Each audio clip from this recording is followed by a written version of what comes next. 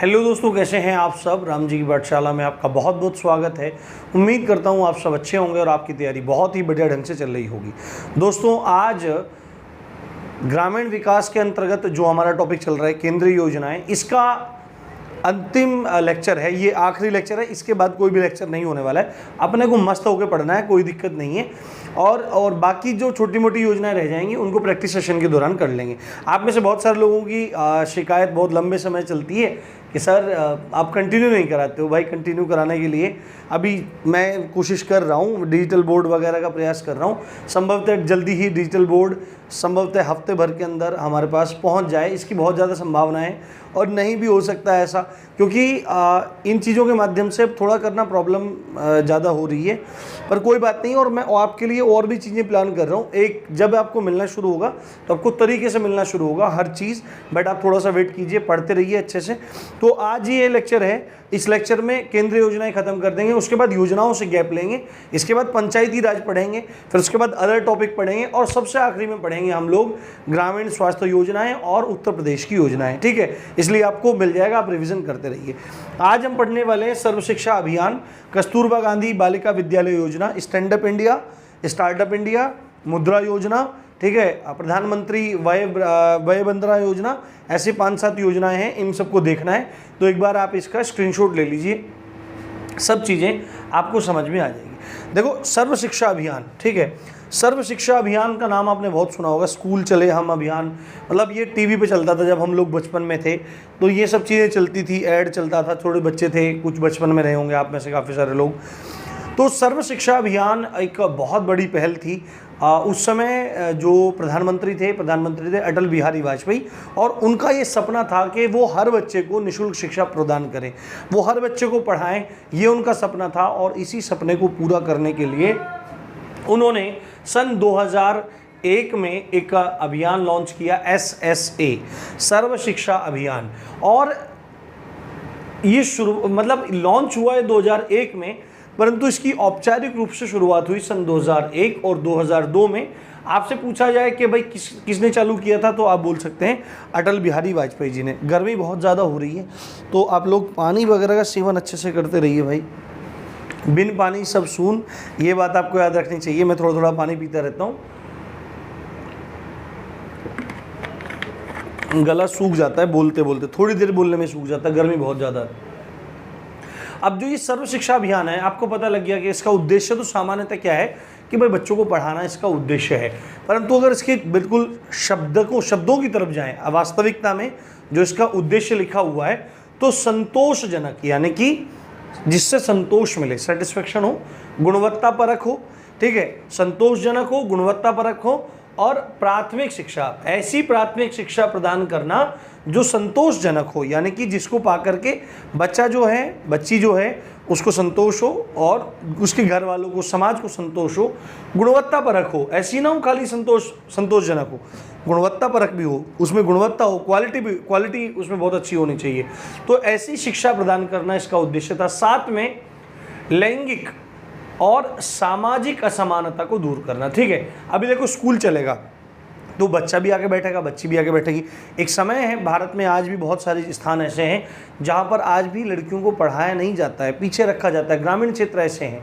और उस समय, जिस समय चालू हुआ, उस समय की बात है, उससे पहले के समय की बात है, तो मतलब लड़कों को तो पढ़ने भेज दिया जाता था, लड़की वाले क्या करेगी पढ़ के, घर का चूल्हा चौका ही तो करेगी। तो ये जो लैंगिक असमानता है, ये इसका कारण एक आर्थिक भी है कि भाई अब स्कूल में बच्चों को भेजना है, तो आदमी सोचेगा यार बेटे को भेज देता हूँ, ये पढ़ लिख जाएगा और मेरे पास इसे एक के पढ़ाने के पैसे हैं, तो बेटी को रोक लेगा, इसकी शादी कर दूंगा भाई। तो लैंगिक असमानता दूर होगी जब निःशुल्क शिक्षा मिलेगी। वो बेटे को भेजेगा, बेटी को, दोनों पढ़ने जाओ भाई, ठीक है। और सामाजिक असमानता भी दूर होगी, जो जाति बिरादरी का है कि भाई ये उच्च वर्ण, ये उच्च वर्ण के हैं, यानी कि ये उच्च कुलीन है, ये है, ये है, और जो नीची जाति वाले लोग, जिसको समाज कह रहा है कि नीची जाति वाला है, उन सब की जो सामाजिक असमानताएं हैं उनका खंडन होगा। इन उद्देश्यों के साथ में सर्व शिक्षा अभियान को शुरू किया गया था। इसमें एक पॉइंट इंपॉर्टेंट है जिसको आपको नोट कर लेना चाहिए।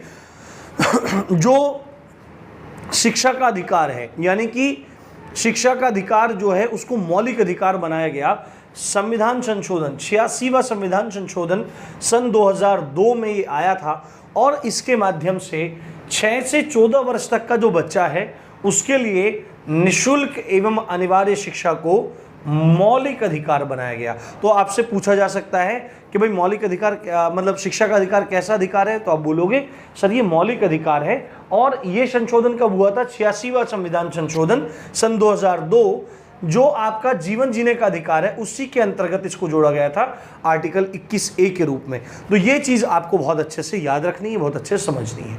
तो ये रहा आपका सर्व शिक्षा अभियान। अब इसी अभियान को सपोर्ट करने के लिए एक योजना चालू की गई जिसका नाम था कस्तूरबा गांधी बालिका विद्यालय योजना। आपने नाम सुना होगा जवाहर नवोदय विद्यालय के बारे में और केंद्रीय विद्यालयों के बारे में। अमूमन ये विद्यालय कैसे हैं, या आप कह सकते हैं मोस्टली ये विद्यालय कैसे हैं? आवासीय विद्यालय हैं, यानी कि बच्चा एंट्रेंस देता है, एंट्रेंस देने के बाद बच्चा क्वालिफाई करने के बाद वहीं पढ़ता है, वहीं रहता है, आवासीय हैं। तो ऐसी ही एक योजना बच्चियों के भविष्य के लिए, बच्चियों को पढ़ाने के लिए शुरू की गई जिसका नाम था कस्तूरबा गांधी बालिका विद्यालय योजना। सन 2006-07 में इस योजना का प्रारंभ हुआ। इसके उद्देश्य क्या थे? इसके उद्देश्य देखने से पहले मैं आपको एक बात बताता हूँ। ये योजना जो थी ये केंद्र के द्वारा चालू की गई थी, परंतु इसके फंडिंग की अगर बात करें कि भाई इसमें जो पैसा लगता है वो फंड किस किस तरह से बटा हुआ है, क्या पूरा का पूरा केंद्र सरकार दे रही है या पूरा का पूरा राज्य सरकार दे रही है, ऐसा नहीं है। इस पूरी की पूरी योजना के संचालन में केंद्र और राज्य के जो वित्त का वितरण है वो ये है, केंद्र 75% इसमें लगा रहा है और राज्य इसमें 25, यानी कि 75 और 25 के अनुपात में केंद्र एवं राज्य क्रमशः अपने वित्त का अनुदान करते हैं इस योजना के अंतर्गत। उद्देश्य क्या है इस योजना के? उद्देश्य है कि सर्व शिक्षा अभियान को बढ़ावा देना। ठीक है, अब देखो सर्व शिक्षा अभियान, अब इसका मूल उद्देश्य क्या है कि लैंगिक असमानता को दूर करना, परंतु फिर भी आदमी सोच रहा है कि भाई नहीं भेज पा रहे हैं या जो बच्चे स्कूल नहीं जा पा रही हैं उनको स्पेशली टारगेट करने के लिए आवासीय विद्यालय खोलने के लिए योजना चलाई गई, यानी कि जहां पे बच्चा हॉस्टल में जाके रह ले ऐसी व्यवस्था निःशुल्क रूप से बच्चियों के लिए चलाई गई और देश भर में आवासीय स्कूल खोलने का प्रावधान किया गया। ठीक है, इस योजना के तहत कि इनकी वैकेंसीज भी निकलती है टीचर्स में और वहीं पे जाके रहना पड़ता है। ठीक है, टीचर्स को वहीं पे जाके रहना पड़ता है। तो अब इसका मुख्य उद्देश्य, एक सेकेंड,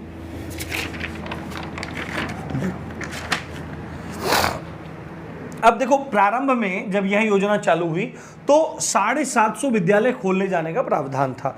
ठीक है, उसके बाद संख्या बढ़ती रही और वर्तमान में जो विद्यालय हैं भारत में जो संचालित हो रहे हैं इस योजना के तहत बालिका विद्यालय हैं उनकी संख्या लगभग 4887 है। तो ये आप संख्या देख सकते हैं और ये और भी ज़्यादा प्रस्तावित है, लगभग 5000 प्लस प्रस्तावित है और धीरे धीरे काम चल रहा है। अब आपको एक चीज़ समझनी चाहिए, इन विद्यालयों में माना कि कोई सा भी कस्तूरबा गांधी बालिका विद्यालय है और उस विद्यालय में सीटों का आवंटन किस प्रकार से है, यानी कि किन बच्चों को वहाँ पे पढ़ाया जा रहा है, किन बच्चियों को वहाँ पे पढ़ाया जा रहा है। तो सीटों का आवंटन इस प्रकार से है, 75% सीट और 25% सीट। 75% सीट है SC, ST और SC, ST, OBC और अल्पसंख्यक बालिकाओं के लिए, यानी कि जो अनुसूचित जाति की बालिकाएं हैं, अनुसूचित जनजाति की बालिकाएं हैं और पिछड़ा जो वर्ग है, अदर बैकवर्ड क्लास है जो, उनकी बालिकाएं हैं और अल्पसंख्यक में कौन आ गया आपका? अल्पसंख्यक में भारत में कौन है? मुस्लिम हैं, पारसी हैं, सिख हैं, जैन हैं, बौद्ध हैं और ईसाई हैं। ठीक है, ये सब माइनॉरिटीज़ में आ जाते हैं। तो इन सब की जो बालिकाएं हैं उनके लिए 75% सीट्स रिजर्व हैं इन विद्यालयों में और बाकी की जो 25% सीट हैं वो सभी के लिए हैं, चाहे ना जनरल का कोई बच्चा हो, किसी कास्ट का हो, किसी का भी हो। ठीक है, 75% तो SC, ST, OBC के लिए है और बाकी की जो सीट हैं वो सभी के लिए हैं। बट शर्त एक है कि वो जो बालिका इन 25% सीटों पर एडमिशन लेना चाहती है, पढ़ाई करना चाहती है, वो बिलो पॉवर्टी लाइन फैमिली से हो, यानी कि उसका परिवार गरीबी रेखा से नीचे जीवन यापन कर रहा है। ऐसे परिवार की बालिकाओं को इन 25% सीटों पर शिक्षा प्राप्त करने का मौका दिया जाता है। अब आपको मैं एक बात बताऊं, जब यह योजना चालू हुई, कस्तूरबा गांधी बालिका विद्यालय योजना जब ये चालू की गई तो इसमें जो शिक्षा मिलती थी वो कक्षा 6 से कक्षा 8 के बीच में मिलती थी। परंतु योजना जब लगी बेटी बचाओ बेटी पढ़ाओ, BBBP, है ना, बेटी बचाओ बेटी पढ़ाओ योजना, तो ये जो पढ़ाई है ये बढ़ाकर कक्षा 6 से लेकर 12 तक कर दिया गया कि कक्षा 12 तक कस्तूरबा गांधी बालिका विद्यालय योजना के तहत पढ़ाया जाएगा। तो उम्मीद है ये वाला समझ में आया होगा। बाकी की योजनाएं देखते हैं आगे। तो दोस्तों अब 5 योजनाएं अंतिम पढ़ लेते हैं, उसके बाद तरीके सब चीज़ चलेंगी और जब प्रैक्टिस सेशन चलेगा तो दबा के धुआं उड़ा देंगे, बिल्कुल चिंता मत करो। और इस बार मतलब लेखपाल में तो जान लगा देनी है। देखो चलो जैसे भी कुछ है, एक बार आप इसका स्क्रीनशॉट ले लीजिए, आपको मैं फटाफट बताना शुरू करता हूँ। देखो 2015 में एक बहुत अच्छी योजना निकाली गई थी जिसका नाम था प्रधानमंत्री मुद्रा योजना। ठीक है, प्रधानमंत्री मुद्रा योजना 2015 की एक योजना है जो मुद्रा बैंक द्वारा चलित है ना, मुद्रा बैंक द्वारा संचालित है। अब देखो इन योजनाओं में जानने के लिए तो बहुत कुछ है, परंतु जैसे हमारे परीक्षा का स्तर है उसके अनुरूप मैं आपको सब चीज़ें बता रहा हूँ, पढ़ा रहा हूँ, सिखा रहा हूँ। ठीक है, तो प्रधानमंत्री मुद्रा योजना 2015 में चली और मुद्रा बैंक के द्वारा इसको लागू किया गया। अब इस योजना का उद्देश्य क्या था? देखो मुद्रा का मतलब पैसा, रुपया, पैसा। ठीक है, अब जो प्रधानमंत्री मुद्रा योजना है ये एक लोन योजना है दोस्तों। ठीक है, लोन के ऋण देता है इसमें कौन? सरकार की तरफ से मुद्रा बैंक जो है वो ऋण देता है। किन लोगों को ऋण देता है? जो गैर कॉरपोरेट है। यानी कि कॉरपोरेट क्या होता है कि मतलब एक पूरी बिजनेस इंडस्ट्री पूरा ना एकदम तरीके से कॉरपोरेट क्या, कॉरपोरेट आप समझते होंगे, और गैर कॉरपोरेट है मतलब कि अपना लोग काम धंधा कर रहे हैं, छोटे मोटे लेवल पे काम कर रहे हैं, उन लोगों को गैर कॉरपोरेट यहाँ बोला जा रहा है। और ऐसे उद्योग, ऐसी इंडस्ट्रीज कौन सी? लघु एवं सूक्ष्म, है ना, ऐसे लघु एवं सूक्ष्म उद्योग जो गैर कृषि हैं, यानी कि कृषि से संबंधित कार्य नहीं करते हैं। गैर कॉरपोरेट को और गैर कृषि लघु एवं सूक्ष्म उद्योगों को बढ़ावा देने के लिए, उनको आगे बढ़ाने के लिए पीएम मुद्रा योजना में मुद्रा बैंक की तरफ से 10 लाख रुपए तक का लोन दिया जाता है इस योजना के तहत। और वो जो लोन इस योजना के तहत दिया जाता है उसको मुद्रा लोन कहते हैं। क्या कहते हैं? मुद्रा लोन कहते हैं। ये जो लोन है ये 3 श्रेणियों में बांटा गया है। देखो ज़्यादा डिटेल नहीं पढ़ना है, बस आपसे पूछ सकता है कि कौन कौन सी 3 श्रेणियां हैं। तो शिशु श्रेणी, किशोर श्रेणी और तरुण श्रेणी, ये 3 श्रेणियां हैं प्रधानमंत्री मुद्रा योजना के तहत लोन की। अब एक योजना का नाम आपने बहुत सुना होगा और आपने ये चीज़ सुनी होगी कि भाई आजकल लोग गवर्नमेंट जॉब की तैयारी उतना नहीं कर रहे हैं जितना स्टार्टअप्स के बारे में सोच रहे हैं कि भाई कुछ नया शुरू करो, कुछ स्टार्टअप करो, है ना। और सरकार भी इस चीज़ को प्रमोट कर रही है। तो एक अभियान था स्टार्टअप इंडिया, या है अभी भी स्टार्टअप इंडिया अभियान सन 2015 में। सन 2015 में स्टार्टअप अभियान, इंडिया अभियान चलाया गया था। और खासकर देखो, मैं हमेशा से कहता आया हूँ कि भारत में लगभग 70% के आसपास आबादी युवा है जो आपके 18 से लेकर 34 साल के आसपास तक है। ये हैं जिनको रोजगार की बड़ी समस्या है। तो हर एक व्यक्ति को सरकारी रोजगार मिले ऐसा संभव नहीं है। तो आदमियों क्या काम करना पड़ेगा? उनमें से कुछ आदमियों को एक्स्ट्रा एफर्ट्स डालने पड़ेंगे, उनको अपने स्टार्टअप शुरू करने पड़ेंगे, अपने काम धंधे शुरू करने पड़ेंगे। और वो क्या काम करेंगे? वो एंटरप्रेन्योरशिप को भी बढ़ावा देंगे, उद्यमशीलता को भी बढ़ावा देंगे, नवाचार यानी इनिशिएशन जो इनोवेशन होता है, जो नया कुछ शुरू करना होता है, उसको बढ़ावा देंगे और बाकी लोग उनके साथ जुड़ेंगे। तो एक रोजगार के बहुत बृहद स्तर पर कार्य होगा, रोजगार उत्पन्न होंगे। तो स्टार्टअप इंडिया का मुख्य उद्देश्य यही था कि भाई लोग नवाचार करें, इनोवेशन करें और स्टार्टअप्स को शुरू करें, है ना, अपने अपने नए नए स्टार्टअप करें। तो स्टार्टअप इंडिया अभियान का उद्देश्य क्या था कि नवाचार व स्टार्टअप्स को बढ़ावा देने वाला वातावरण तैयार करना। ठीक है, अब देखो मान लिया, चलो ठीक है, सरकार ने बोल दिया कि भाई तुम इनोवेशन करो और स्टार्टअप शुरू करो। भाई मेरे जैसे या और भी जैसे आपके जैसे जो दिमाग में आ गया, किसी के भी, हम लोग सब युवा ही हैं, दिमाग में आ गया चलो भाई स्टार्टअप करते हैं और ये आइडिया है मेरा, और सरकार के पास उस आइडिया को लेके चले गए। अब सरकार के पास गए, सरकार ने क्या काम किया कि सेंट्रल गवर्नमेंट की आपको ये परमिशन लेनी पड़ेगी, स्टेट गवर्नमेंट की आपको इकोसिस्टम की लेनी पड़ेगी, वातावरण की लेनी पड़ेगी, भूमि की लेनी पड़ेगी, लाइसेंसिंग की, मतलब तमाम प्रॉब्लम्स खड़ी हो जाती हैं। तो ये जो सारी प्रॉब्लम्स हैं जो एक स्टार्टअप को शुरू करने में प्रॉब्लम खड़ी होती हैं, एक बाधा की तरह से आ जाती हैं, इन सभी बाधाओं को समाप्त करते हुए लोगों को ये माहौल देना कि वो नवाचार कर सके वो इनोवेशन कर सकें और वो स्टार्टअप्स को चालू कर सकें, ऐसा माहौल तैयार करना इस स्टार्टअप इंडिया अभियान का मुख्य उद्देश्य था। और उद्यमशीलता को बढ़ावा देना यानी एंटरप्रेन्योरशिप। बहुत सारे अंग्रेज ज़्यादा लोग होते हैं, वो एंटरप्रेन्योरशिप बोलते हैं, तो भाई अपनी इंग्लिश इतनी ज़बरदस्त नहीं है, ठीक है, काम चल जाता है, ठीक ठाक है। तो एंटरप्रेन्योरशिप ही मैं बोलूँगा, अब जिसको ज़्यादा लग रहा है वो एंटरप्रेन्योरशिप बोल सकता है। तो अलग अलग जगह का अलग अलग प्रोनाउंसिएशन है, तो कुछ भी कहा जा सकता है। तो उद्यमशीलता को यानी एंटरप्रेन्योरशिप को बढ़ावा देना और इनोवेशन और स्टार्टअप्स को बढ़ावा देने वाला माहौल तैयार करना, ये स्टार्टअप इंडिया का एक अभियान का एक प्रमुख उद्देश्य 2015। उसके बाद इसी के एक साल बाद स्टैंड अप इंडिया अभियान चलाया गया, यानी कि उठ खड़े हो। अब उठेगा कौन? जो मतलब गिरा हुआ है। अब कौन गिरा हुआ है? जो समाज में आर्थिक रूप से, सामाजिक रूप से पिछड़े हुए हैं या पिछड़े लोग हैं, उन लोगों को उठाने के लिए ये स्टैंड अप इंडिया अभियान है। उठ खड़े हो, स्टैंड अप इंडिया अभियान 2016 में चलाया गया था। उद्देश्य क्या था? उद्यमशीलता एवं कारोबार को बढ़ावा देना। देखो, सभी लोगों को रोजगार देना है तो सरकार नहीं करके देगी। सरकार क्या करेगी? कंपनियों को बुलाएगी, निवेश करवाएगी, वो चीज़ तो हो जाएगी, पर जब तक उसके देश के ही लोग इनोवेशन नहीं करेंगे, स्टार्टअप्स नहीं करेंगे, एंटरप्रेन्योर नहीं बनेंगे, कारोबार नहीं करेंगे, धंधा नहीं करेंगे, तो क्या होगा? जॉब के जो रोजगार के अवसर हैं वो उत्पन्न ही नहीं होंगे। तो अगर हमको इस चीज़ की पूर्ति करते रहना है तो हमको क्या काम करना पड़ेगा? हमको उद्यमशीलता को बढ़ावा देना पड़ेगा। मतलब युवाओं में खाली सरकारी नौकरी के ऊपर डिपेंडेंसी ना हो, उनको क्या हो कि वो कुछ भी स्टार्टअप करें। मैं आपको भी कहना चाहता हूँ, आप भी गवर्नमेंट जॉब की तैयारी कर रहे हैं, कर लीजिए, पर अपने लिए थोड़ा सा समय लगाइए। आपको स्टार्टअप सोचिए, कोई भी काम धंधा करने का सोचिए। गांव में है तो तमाम चीज़ें हैं, मैं पहले बता चुका हूँ, एक स्पेशल सेशन इस पर मैं कभी रखूँगा।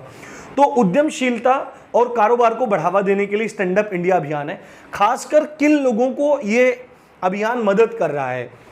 स्टैंड अप इंडिया अभियान अनुसूचित जाति के लोगों को, अनुसूचित जनजाति के लोगों को और महिलाओं को उनके काम धंधे को शुरू करने के लिए, उद्यमशीलता को बढ़ाने के लिए इन लोगों में सरकार स्टैंड अप इंडिया अभियान के माध्यम से 10 लाख से 1 करोड़ रुपए तक का लोन प्रदान करती है SC ST और महिलाओं को। तो ये आपको ध्यान होना चाहिए, स्टैंड अप इंडिया अभियान 2016। उसके बाद एक बहुत प्रसिद्ध बहुचर्चित योजना आई, प्रधानमंत्री उज्ज्वला योजना। आप सबको पता है उज्ज्वला योजना रसोई घर में प्रयोग होने वाली LPG गैस से संबंधित है। जो परिवार अपने भोजन को बनाने के लिए दैनिक रूप से किसी चीज का, कंडे का, उपले का, लकड़ी इत्यादि का प्रयोग करते हैं, तो उनके साथ में समस्या क्या रहती है कि उनसे वातावरण में क्या रहता है? धुआं उठता है, ठीक है। जो काम महिला वहाँ पे कर रही है उसके स्वास्थ्य पे असर पड़ता है, बच्चों के स्वास्थ्य पे असर पड़ता है। तो उनको एक बेहतर जीवन देने के लिए, उनकी रसोई को बेहतर बनाने के लिए 2016 में प्रधानमंत्री उज्ज्वला योजना को लॉन्च किया गया। और इस उज्ज्वला योजना का उद्देश्य क्या था कि जो BPL परिवार है, यानी कि ऐसे परिवार हैं बिलो पॉवर्टी लाइन, जो गरीबी रेखा से नीचे अपना जीवन यापन कर रहे हैं, उन परिवारों को निःशुल्क LPG गैस का कनेक्शन दिया जाता है इस योजना के अंतर्गत। ये योजना प्रारंभ कब हुई?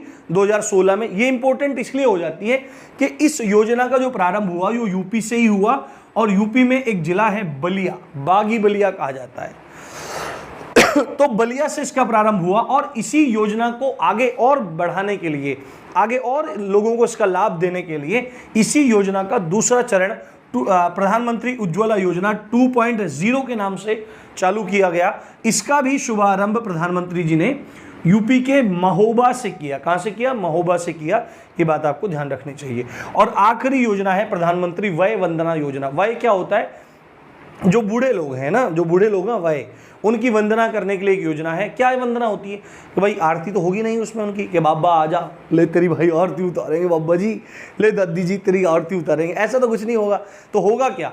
लो भाई, ये तुम बूढ़े हो गए हो, तुम थोड़ा बहुत पैसा रखो, बीड़ी बीड़ी पियो, मजे लो, कोई दिक्कत नहीं है। कोई कुछ कहे, चाय पापे डुबाओ और खाओ, मजे में ऐश करो अपनी ज़िंदगी में। तो 2017 में या दवाई का खर्चा हो तो किसी से मांगना ना पड़े।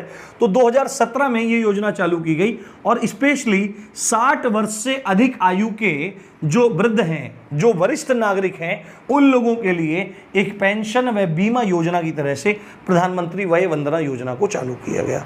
अब और भी बहुत सारी योजनाएं हैं, पर मैंने बहुत सारी योजनाएं करवा दी हैं। अब कल को मैं आपका वीडियो डालूंगा पंचायती राज प्रणाली से, बहुत ज़बरदस्त लेक्चर होने वाले हैं, मज़ा आएगा आपको। तो उम्मीद करता हूँ सारा लेक्चर पसंद आया होगा, अच्छा लगा होगा। इसी अच्छी बात के साथ आप देख रहे थे राम जी की पाठशाला। मैं हूँ राम भारद्वाज। जय हिंद, जय भारत।